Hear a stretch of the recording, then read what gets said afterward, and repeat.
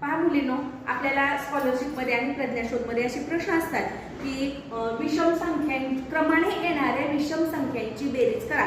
मग अशा विषम संख्या आहेत. पहिली 1, 3, 5, 7. आपण 4 संख्या घेतल्या. याची बेरीज करायची आपल्याला. किती येते बेरीज? 5, 3 आणि 1 4. 4 आणि 5 9. 9 आणि 7 किती आली? 16. बरोबर आहे का? 16 आली. आपण इथं लिहून ठेवूया. तशीच यांची पण बेरीज करायची. पण असं करताना आपल्याला वेळ लागतो की नाही? मग असा वेळ वाचवण्यासाठी आपण काय करायचे? ट्रिक आहे. पहा, ह्या संख्या किती मोजा? 1 2 3 4.